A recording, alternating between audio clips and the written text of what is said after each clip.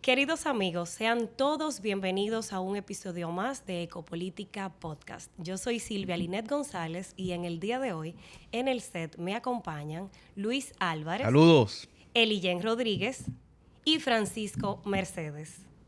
El día de hoy tenemos un entrevistado muy interesante.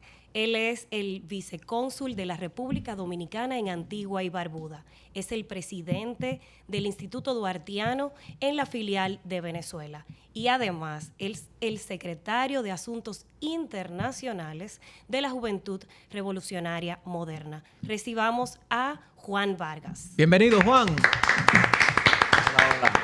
Sí, Muchas bueno. gracias por el Bien, bien. Excelente, excelente. Bienvenido a tu casa, Juan.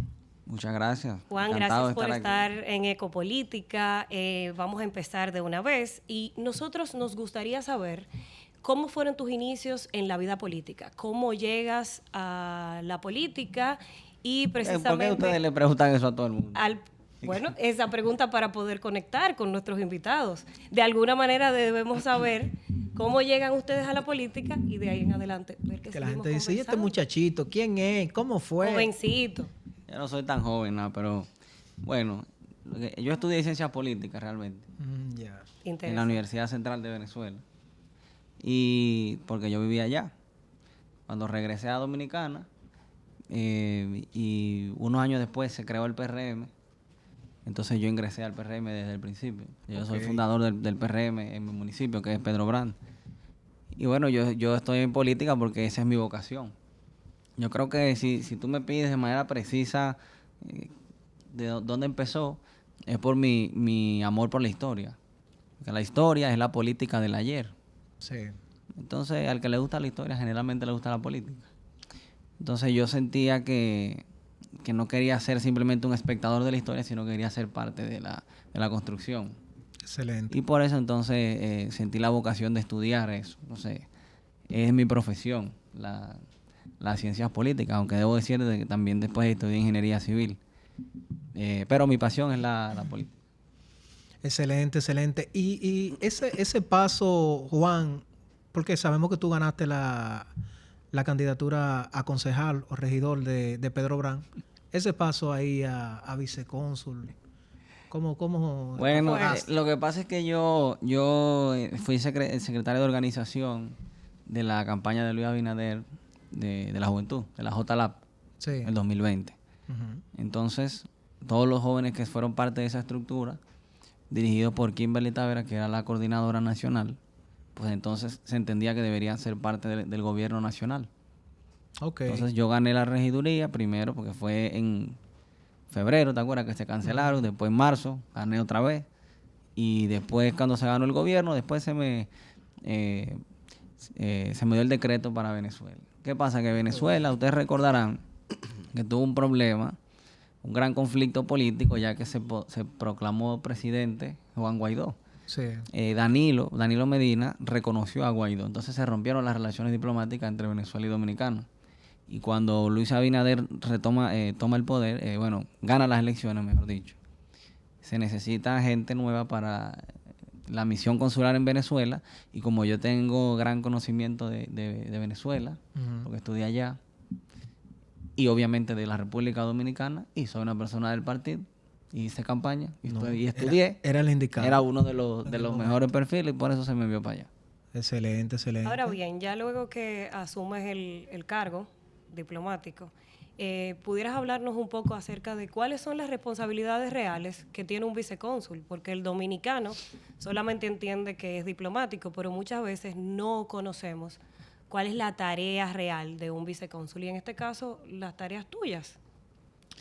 Mira, si nos vamos a lo que es preciso, un funcionario consular no es un funcionario diplomático, es consular. Hay una cierta diferencia, aunque estén en el servicio exterior. Claro. Pero en la parte consular nosotros nos encargamos de velar por los intereses de la República Dominicana en el país donde somos asignados. Los intereses empiezan naturalmente por los ciudadanos. El principal interés de un país son su gente. De hecho, de los pilares de la política exterior de este gobierno, el principal es la protección de los ciudadanos en el exterior. Entonces, las personas cuando viven fuera tienen relaciones que algunas pueden llegar a ser conflictivas, y ahí está entonces el gobierno dominicano para ayudar a sus ciudadanos que tengan algún conflicto, digamos, con la ley. Sí. También está el tema de la identidad, pasaporte, acta de nacimiento. Los consulados son más de servicios para los ciudadanos dominicanos que estén allí. Y en segundo lugar, a los países donde se requiere visa para venir aquí, como Venezuela, que Dominicana le exige visa a los venezolanos para venir, a los que tienen pasaporte ordinario, pues entonces ahí también hay un trabajo de visa con los venezolanos. Y también la parte cultural, que es mi especialidad en el Consulado de Venezuela. Perfecto. Qué bien. Y a propósito de eso, ¿cuáles son los servicios, ya que lo mencionaste, más demandados por los dominicanos ya en el consulado?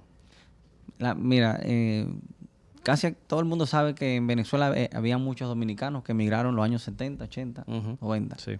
Ya no es así. La mayoría, por la crisis, se fueron hacia Madrid, porque la mayoría ya eran venezolanos, o sea, tenían la doble nacionalidad. Otros vinieron para acá. Entonces, allá hay pocos dominicanos. Realmente el trabajo allá con los dominicanos es muy poco. La mayoría son personas que tienen de muy avanzada edad, de muy escasos recursos, que quieren regresar para acá, y entonces lo que hay que buscar la forma. Muchos no tienen ni un pasaporte, ni la cédula, más bien, o sea, tienen una cédula de cuando era de papel, y entonces es un trabajo porque hay que buscar que verdaderamente sea dominicano, que tenga toda la documentación, y entonces después traerlo para acá, y todo eso lo paga el gobierno dominicano. Y últimamente que se abrió la Junta Central Electoral, que no existía, o sea, no tenía ya una sede, se han estado nacionalizando muchos hijos de dominicanos que nacieron allá. Entonces, básicamente eso, pero yo creo que el trabajo más grande que se hace con los dominicanos es traerlos, porque hay pocos. Perfecto. Una pregunta también respecto, que va muy de la mano con lo que tú estás hablando acerca de la tarea y la labor viceconsular. Tenemos entendido que las embajadas promueven las relaciones políticas y diplomáticas. Sin embargo, los consulados, como bien lo dijiste ahorita, promueven más lo que es el comercio y la cultura. Y a sabiendas de que tu especialidad es en el sentido cultural, ¿de qué forma este consulado, o si nos pudieras hablar quizás un poquito más amplio, de qué forma los consulados de República Dominicana están promoviendo en sus consulados la cultura y el comercio? Mira, yo te puedo hablar de, por ejemplo, el de Madrid y Barcelona, porque los visité hace poco de manera unilateral, o sea, fue una idea mía. En mis vacaciones me fui para allá. Y como en España hay una diáspora grande de dominicanos, entonces allá tenemos una gran influencia cultural. La mayor parte de la influencia cultural dominicana es con la música. Aunque también hay escritores dominicanos en España. Y yo vi que la embajada, por ejemplo, el embajador nuestro allá es Juan Bolívar Díaz, el periodista, pues se han dedicado a difundir la cultura y todo eso como forma de fortalecer las relaciones entre nuestros dos países y dar a conocer o fomentar los valores positivos. En el caso del de consulado en Venezuela, que es el mejor porque estoy yo, claro. Qué bien. Nosotros, yo lo que me estoy... No, fue un chiste. Por ejemplo, aquí está este libro, déjame enseñarlo. Sí, señores, tremendo siempre se me libro. olvida este libro que Muy bueno. es producto de una investigación que que yo realicé allá en Venezuela. Perfecto. Muéstralo Otra vez. Sí, sí. Sí, para que lo está en librería cuesta 500 pesos barato. Hay que ayudarlo. Hay que ayudarlo. Sí, Sí, y en sí, Amazon también de manera digital. Y al final están, mira, unos documentos originales que fueron en lo que se basa la investigación. Es de un primo de Duarte que fue presidente en Venezuela. ¿Cuál es vamos a decir, la línea conductiva de esta investigación? Es demostrar que en Venezuela existieron grandes dominicanos o hijos de dominicanos que fueron personas prominentes y que no todo el mundo es pelotero, no todo el mundo es narcotraficante y no todo el mundo es un sinvergüenza, que es lo que generalmente se promueve.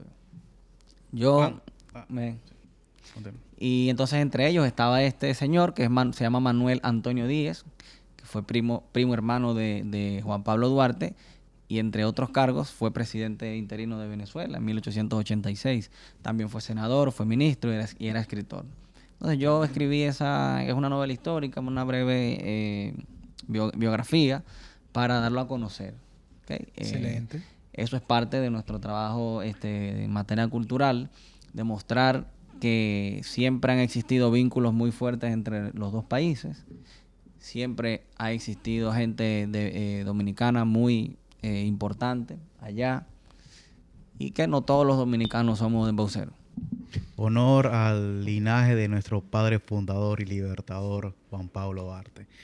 Ya entrando en otro contexto, tú como secretario de Asuntos Internacionales de la Juventud del PRM, la situación de Haití y República Dominicana, ¿cuál es tu perspectiva de manera general? ¿Cuál es tu opinión en base a la situación que hemos tenido nosotros de hace 2 años y recientemente que se ha visibilizado mucho más hace 1 mes y medio para acá? Mira, nosotros tenemos una relación delicada con Haití, porque Haití es el país más pobre del continente y es el único vecino terrestre que tenemos. Muchas veces, fuera de este país, la gente cree que nosotros nos independizamos de España, al igual que el resto de Latinoamérica. Y ahí es donde yo les digo, nosotros nos independizamos de Haití, primero.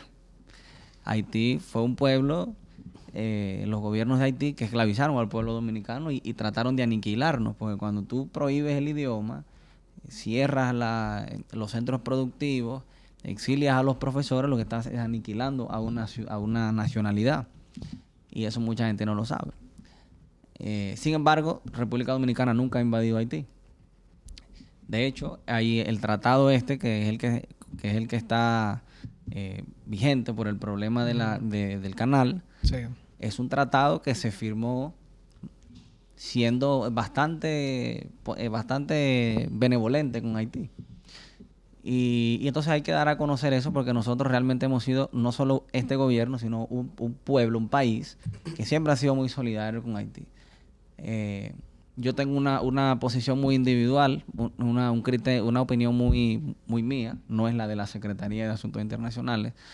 Aquí todo el mundo dice que no hay una solución dominicana al problema haitiano. Yo digo lo contrario. Yo digo que la única forma de que se acabe el problema en Haití es que la República Dominicana lo solucione. Obviamente no es políticamente correcto, a nadie le gusta, pero es la realidad.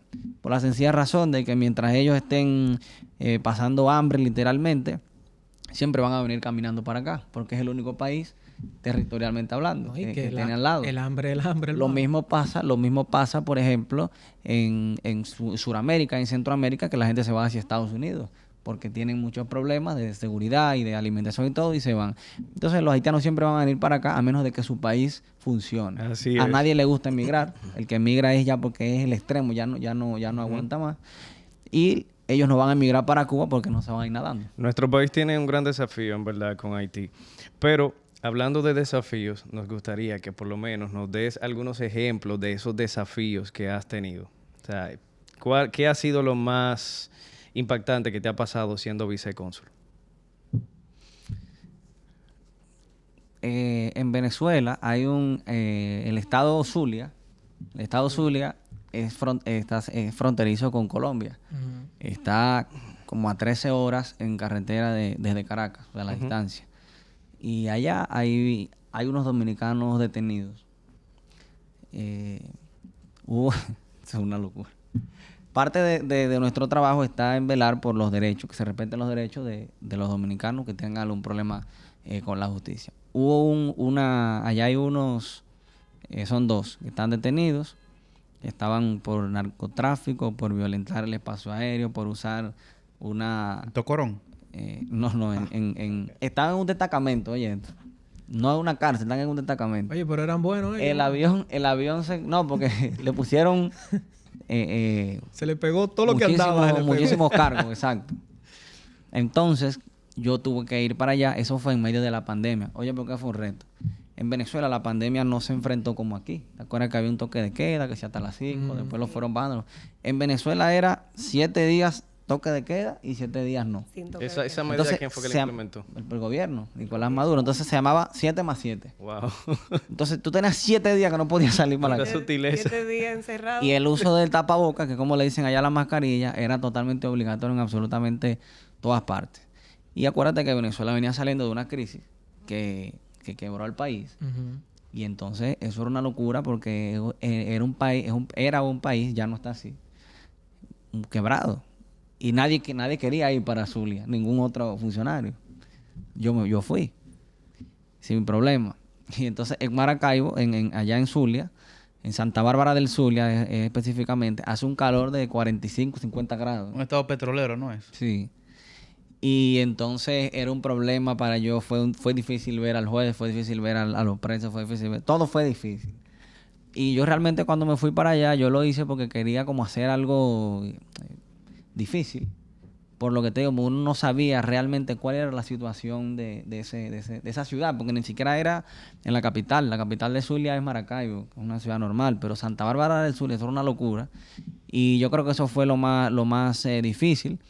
Ellos estaban, mira, en Venezuela el narcotráfico es un delito de lesa humanidad. Por lo tanto, el Ministerio Público de Venezuela estaba solicitando 22 años de prisión. Oh, ya. Pero ¿qué pasa? Que ellos no tenían pruebas de que estaban en esas actividades. Porque la avioneta, ¿qué fue lo que pasó? Hay un lago grandísimo. Ujú. El lago de Maracaibo. Un lago que es más grande que la provincia de Santo Domingo, de 12.000 kilómetros cuadrados. La avioneta se cayó en el lago.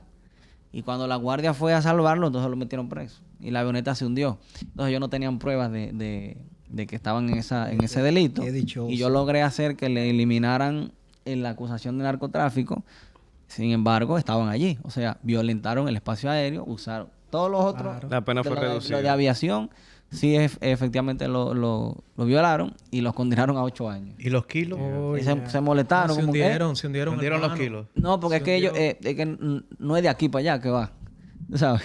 Ellos no tenían Pero, nada de la avioneta. Juan, pero hablando... Pero ellos se quillaron conmigo. Yo siento que hice mi trabajo porque 8 años y 22 no es lo mismo. Claro. Y además ellos no estaban rezando. Juan, pero hablando... No, me explotaron el WhatsApp. Hablando de retos, Juan, hablando de retos. Déjame quitarme los lentes, Juan. Déjame quitarme los lentes. Ay, ay, Es ay. a pelear que tú vas. Juan, yo siento que te sacaron de tu zona de confort. ¿Por qué? ¿Cómo tú te sientes ahora? Tú vas para Antigua y Barbuda. O sea, Yo me siento bien. Sí, ¿cómo tú te sientes sobre todo? Yo me siento bien. Excelente. Me tomé una pastilla ahorita que me ayudó. Pero, mira, ve qué pasa. El reglamento del servicio exterior de este país, aprobado por el PLD, establece que los funcionarios hay que rotarlos ok. por diferentes países. ¿Cuál es la razón? Bueno, que cuando una persona dura mucho tiempo en un país, se acostumbra a vivir ahí y se asimila en ese país y posiblemente se hace un ciudadano de ese país, en todo menos en los papeles. Y si tú representas a Dominicana, tú no puedes convertirte en un ciudadano de otro país. Entonces esa es como la lógica, irlos rotando. Eso es lo que nuestro canciller Roberto Álvarez y José Julio Gómez y Opinio Díaz siempre viven hablando de la profesionalización del servicio exterior. Estrellas, Que José sean Julio. diplomáticos de verdad. Entonces, este gobierno sí lo está implementando. Eso no pasaba. Por ejemplo, cuando yo llegué a Venezuela, allá había gente en la embajada que eran funcionarios cuando yo estudiaba en el liceo. O sea, tenían Oye. así mismo 16 años aquí, 16 años allá en la embajada. Y naturalmente ya eran personas tan adaptadas a Venezuela que no representaban a la Porque le República convenía Dominicana. estar ahí y ahí era que Entonces, le yo estaba preparado para que me trasladaran. Lo que no sabía es que iba a ser tan rápido, pero yo me siento bien porque está haciendo el cambio, por lo menos en eso, y estamos haciendo un buen trabajo. Por ejemplo, yo escribí otro libro que lo voy a publicar en enero sobre unos artículos inéditos que publicó Juan Pablo Duarte, ya no el general, sino el embajador Juan Pablo Duarte, cuando fue designado por el gobierno restaurador en Venezuela. Y los tengo todos, son 53 artículos y eso es algo inédito, que no se, bueno, inédito obviamente, no se conocía, pero que nunca se había hecho. Esa gente duraron ahí 16 años, no escribieron ni medio libro. Muy Y yo duré interesante. 2 años, escribí 2. Y después dicen que no somos el cambio. ¿Qué es lo que hacían allá? Yo no sé. Y pasando ya al tema político, nos gustaría saber cuál es la opinión que te merece acerca del proceso de escogencia de las posiciones populares del Partido Revolucionario Moderno Mira, pasadas. sí, muchas gracias por esa pregunta. Y voy a ser más sincero de lo que se acostumbra a hacer. Vamos. Yo estoy harto de eso. No del PRM, sino de todos los partidos. Porque si usted no tiene condiciones para ser candidato, no force. Sobre todo los jóvenes. Ellos quieren ser candidatos obligados. Usted, hermano, usted no tiene liderazgo para eso. Ay, que hay que respetar la Vaya cuota. a Ellos se pegan de la como cuota. dice, sí, está bien, está la cuota. Pero si no diste para la cuota, tú lo que tienes que hacer, yo fui precandidato en el 2015 a regidor. Y en ese tiempo los regidores eran por arrastre. El PRM se alió con el Partido Reformista. Y entonces en mi municipio solamente ganan el primero y el segundo regidor, cuando era por arrastre. Sí. Que yo vi que no se podía. ¿Y qué hice? Me retiré y ya. 17 ñoños, porque son ñoños, se fueron del partido, se fueron para el PRD, apoyaron al PLD, a la Alianza. Yo me quedé en mi partido, en el 2020 me postulé y gané. Pero no fue por lindo. Fue porque después que yo me retiré, yo me hice presidente de la Junta de Vecinos de Ciudad Satélite Duarte, que es donde yo vivo. Empecé a arreglar, pintar con mis propias manos, los policías acostados, poner lámparas, escuchar a la gente, aguantar boches, todo lo que hay que hacer Seguir por la trabajando. patria. Porque es muy bonito estar hablando, yo quiero dar discursos, ¿no? El trabajo político primero. Y las iglesias y esto, y protestas, y todo, tengo todo eso ahí. Cuando había huelga, ahí estábamos nosotros en las huelgas, las protestas, y también construyendo, no solamente criticando. La oposición puro critica, pero no hacen nada. La oposición debe ser una alternativa. No solamente oposición, siempre están en contra de todo, pero ellos no proponen nada. ¿Te fijas? Ellos lo que proponen es quitar este para ponerme yo, pero para eso dejen a este.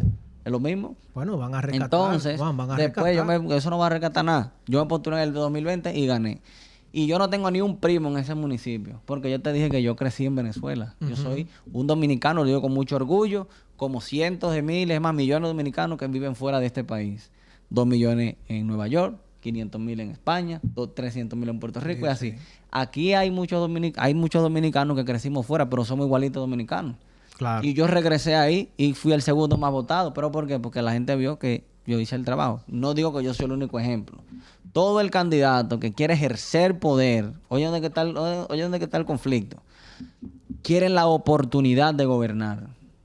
El poder no se regala, el poder se gana. Usted tiene la oportunidad de competir, pero para gobernar tiene que ganárselo. Es una realidad. Es una realidad, Juan. Y bueno, disculpa, sé que esos temas apasionan a uno, pero eso es así. Todo el que perdió, si es del partido, que se aguante para la otra. Excelente, excelente. Háblame un poquito de la política cultural que te apasiona mucho. Sí, mira. Algo diferente. La gente está acostumbrada a los debates y a, Sí, y a gracias. tirijala. ¿Ve cuál es el problema de la política cultural? La cultura es una expresión de lo que nosotros somos y de cómo vemos y cómo vivimos el mundo. Generalmente, cuando tú hablas en un municipio de cultura, la gente piensa en la fiesta patronal y en carnaval. Eso es un bochinche. Eso no es solamente la cultura.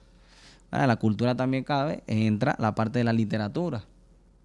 La forma en que tú vives, cuál es la costumbre, tiene que ver con la cultura. Entonces, yo te hago una pregunta a ti. Si una persona tiene sed, ¿por qué pide una cervecita con L además, en vez de agua? Porque el alcohol lo que hace es que te deshidrata. Por eso después quieres tomar otra y otra y otra y otra y vas para el baño rapidito. Porque esa es la cultura que se ha metido, que el dominicano es borracho. Nosotros no somos borrachos. Si usted tiene sed, tome agua, no cerveza. ¿Entiendes? Nosotros no podemos vivir la vida solamente bebiendo. ¿Pero por qué ha pasado eso? Bueno, porque hay uno de los más grandes eventos nacionales, como es el Carnaval de La Vega. Sí. Que todo el mundo sabe que es súper auspiciado por Cerveza Presidente, la Cervecería Nacional. Y después tú ves en una esquina, patrocinado por el Ministerio de Cultura. Entonces, en la Feria del Libro, tú vas a la Feria del Libro y adivina cuáles son los libros más vendidos. Una desgracia que deberían prohibir, que se llama Matatiempo. ¿Cómo tú vas a comprar un libro para matar tu tiempo? Sí, realmente. Y si no te basta con Instagram, todo lo que tú matas ahí haciendo nada. Sí, sí, que se va a la Y la gente va, tú sabes que los jóvenes, la gente que en los liceos llevan a los jóvenes para allá, hace chercha, hace coro, que van. No van a buscar un libro, ni a escuchar a un autor, ni nada de eso. No, y la puca Así es. se Entonces hay vende que mucho. fortalecer Y esto no lo digo como cliché, hay que fortalecer la lectura. Porque si tú... ¿Cómo es posible que tú digas cerveza? Por ejemplo, si tú estás viendo una R ahí, una R, ¿por qué tú dices cerveza? ¿Cuál es eso? No entiendo. Te explico. Falta de inversión en el Ministerio de Cultura. ¿Sabes? Todo el mundo quiere estar en el Ministerio de Obras Públicas, todo el mundo quiere estar en salud pública o en educación.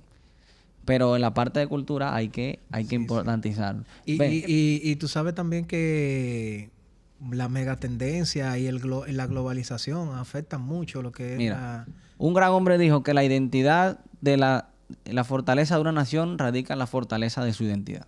Nosotros tenemos una identidad muy débil.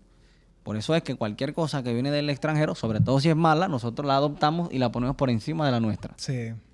Nosotros tenemos que fortalecer nuestra identidad. Pero te decía hace poco, la mayoría de la gente no sabe sabe muy poco de Duarte. Por ejemplo, Duarte murió en Venezuela. Y ahí es donde yo digo, no solo murió, también vivió. Vivió 31 años aquí y vivió 32 en Venezuela. Entonces, ¿cuál es el problema con Duarte? Bueno, que el padre de la patria es la representación de la nacionalidad. Es la personificación de la nacionalidad, mejor dicho.